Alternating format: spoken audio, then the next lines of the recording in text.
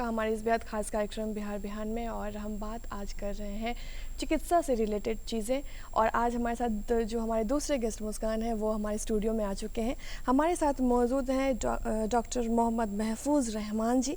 आप हैं राजकीय तिब्बती कॉलेज एवं अस्पताल के प्रिंसिपल। बहुत बहुत स्वागत है आपका हमारे इस प्रोग्राम में।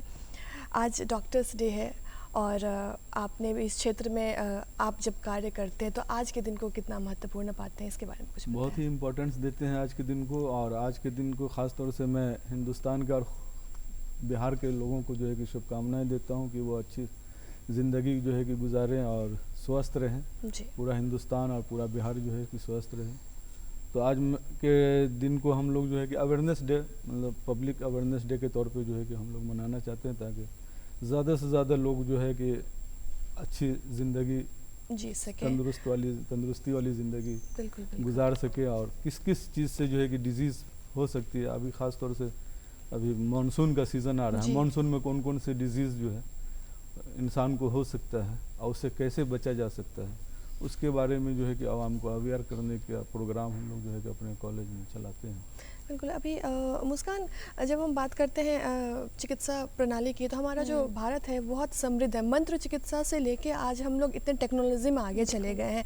और सर यूनानी चिकित्सा पे काफ़ी कुछ कर रहे हैं और कुछ पढ़ाई करें। इसके बारे में सर दर्शकों को बताएं कि ये क्या है, कैसे इसकी पढ़ाई है और इसमें क्या क्या चीज़ें होती हैं। पहले तो इसकी पढ़ाई शुरू जो होती थी, क्योंकि हमारा जो कॉलेज है ये 1926 से ही जो है कि चल रहा है पटना में। और 1926 में 3 कॉलेज एक ही दिन कायम हुआ था, फाउंडेशन पड़ा था।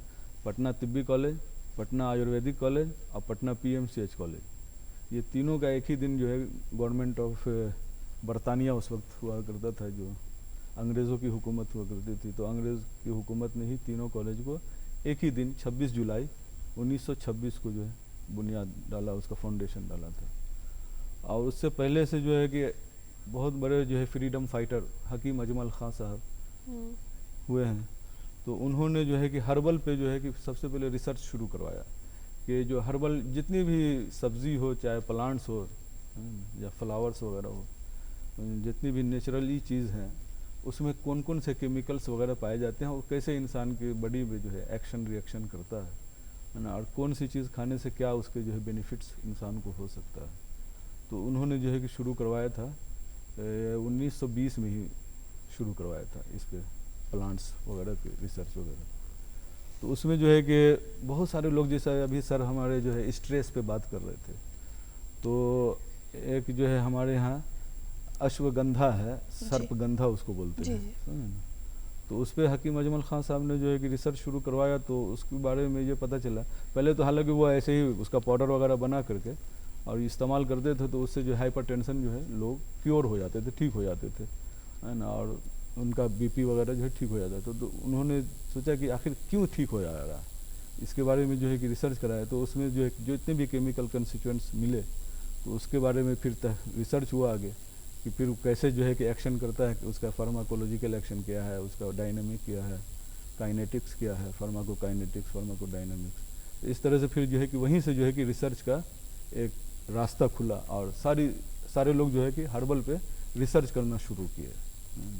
तो ये चीज़ जो है कि हकीम अजमल खां साहब ही का जो है कि देन है कि हर्बल पे जो है रिसर्च का एक रास्ता दिखाया लोगों को, वर्ल्ड को।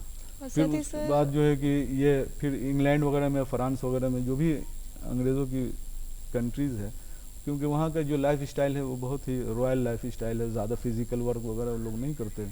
तो हाइपरटेंशन का जो है कि बहुत ज़्यादा मर्ज बढ़ता चला गया वहाँ के लोगों को। तो फिर ये दवा जो है कि वहाँ इंग्लैंड वगैरह में बहुत आम यूज़ होने लगा। तो काफ़ी लोगों को जो है कि फ़ायदा मिला। तो उससे जो है कि अजमल खां साहब को वहाँ लोग बुलाने लगे और वहाँ जो है इलाज वगैरह जो है इनका शुरू हुआ। फिर उसी तरह से जो है कि फिर ये जो मॉडर्न, क्योंकि उनको मॉडर्न इलाज पे ज़्यादा जो है कि ये हो गया था, रिसर्च वगैरह करके उन्होंने पूरे दुनिया में जो है कि फैला दिया था। तो उनका एक बिज़नेस शुरू करना था। तो किसी तरह से जो है कि ये हर्बल ड्रग्स वाली जो पैथी सिस्टम है उसको ये करना था। तो पूरे इंडिया में जो है कि बैन लगाने का जो है एक बिल पास किया था अंग्रेज़ों ने, तो उसको हकीम अजमल खान साहब ने आयुर्वेद को और यूनानी पैथी दोनों को मिला करके, मतलब हकीमों को और वैद्य को मिला करके एक बहुत बड़ा जो है कि इंडिया में एक ये क्या बोलते हैं, मतलब एक ये किया, आंदोलन किया है ना।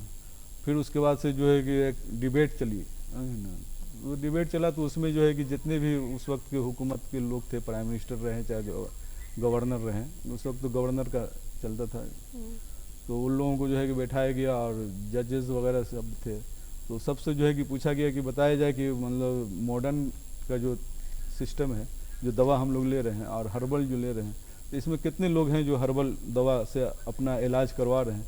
तो जाहिर सी बात है उस वक्त तो ज़्यादातर जो हर्बल ही मेडिसिन से जो है कि इलाज होता था हर घर में, तो सारे लोगों ने कहा कि भाई हम लोग तो हर्बल ही से इलाज करते हैं। तो फिर जो है कि हुकूमत को मजबूरी पे जो है कि ये फैसला लेना पड़ा कि नहीं, हर्बल भी हिंदुस्तान में रहेगा। सिर्फ हिंदुस्तानी में रहा, बाकी दुनिया ने जो है इसको रिजेक्ट कर दिया है ना। अब जो है कि इसमें नई चीज़ ये आ रही है अभी, जैसे हम लोग जो है कि बहुत शौक से जूस पी रहे हैं या ड्रिंक्स, कोल्ड ड्रिंक्स वगैरह पी रहे हैं, जैसे जूस, जैसे पोमोग्रेनेट्स वगैरह का है, मौसमी वगैरह का है, मौसमी का नहीं, ऐसे भी ठेले पे आप स्ट्रीट फूड पे भी जाएंगे ठेले पे, तो क्या है उसको पीने से क्या होता है कि आपका जो है कि ग्लूकोज लेवल जो है ना बहुत जल्दी इंक्रीज करता है ना। क्यों करता है?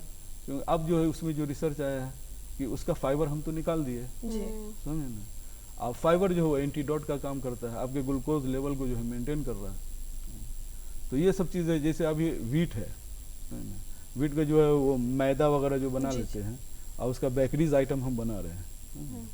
तो आज जो है डायबिटीज़ हर सिस्टम जो है अपना दवा दे रहा है, इलाज कर रहा है, लेकिन डायबिटीज़ कंट्रोल नहीं हो रहा। क्यों नहीं हो रहा? क्योंकि आप जो बिस्किट वगैरह जो खाते हैं, बेकरीज आइटम जितने भी हैं, तो उसका जो है फाइबर तो हमने निकाल दिया। अब सिर्फ और सिर्फ क्या खा रहे हैं? ग्लूकोज और फ्रुक्टोज खा रहे हैं। अब एक बिस्किट आप खा रही हैं, छोटा सा बिस्किट जी, वो उसके साथ आप समझ लीजिए कि एक बिस्किट आपने जो खाया तो वो 3 चम्मच शुगर खाया उसको। सर, हम जानते हैं कि आप तिब्बी कॉलेज में पिछले 10 वर्षों से आप कार्यरत हैं प्रिंसिपल के पद पर। मैं आपसे जानना चाहूँगी, आप एक शिक्षक भी हैं, मैं आपसे जानना चाहूँगी कि हर इंसान के जीवन में शिक्षित होना कितना ज़रूरी समझते हैं आप, खासकर अगर हम महिलाओं के बारे में बात करें तो इस विषय में क्या कहेंगे आप? शिक्षित होना उतनी ही ज़रूरी है जितना इंसान को भूख लगता है और खाना खाना ज़रूरी होता है, या प्यास लगती है, पानी पीना ज़रूरी होता है, उतनी ही इम्पोर्टेंस जो है कि एजुकेटेड इंसान का भी होता है। और इसमें जो है कि सारे धर्मों ने जो है कि शिक्षा पे जो है बहुत ही जोर दिया है। इसी तरह से जैसे आज हम एज ए मुस्लिम, मैं मुसलमान हूँ, तो मेरा जो सबसे पहले जो अल्लाह की तरफ से जो फरमान या ऑर्डर आया दुनिया में, वो सबसे पहला ऑर्डर यही आया है कि पढ़ो। मतलब एक कुरान का जो है कि वर्ड है इकरा, इकरा का मतलब होता है पढ़ो। सबसे पहले जो ऊपर से जो ऑर्डर आता है हमारे नबी को, रसूल को, मोहम्मद साहब को, वो यही आता है कि पढ़ो। और पढ़ो का मतलब यह है कि सिर्फ ये नहीं कहा कि मर्द को ही पढ़ा है, कि औरत और मर्द दोनों को जो है पढ़ना है। तो इसलिए हम लोगों के यहाँ ये फ़र्ज़ होता है कि मतलब कंपलसरी है ना, कि आपको पढ़ना ही पढ़ना है। और जब हम लोग मरेंगे तो मरने के बाद फिर होता है कि हिसाब होता है ना, तो उसमें हिसाब होगा कि आपने पढ़ा क्यों नहीं। बिल्कुल, आपको जब हमने ज़िंदगी दिया तो आपने पढ़ाई क्यों नहीं किया। शिक्षा बहुत ही ज़रूरी है।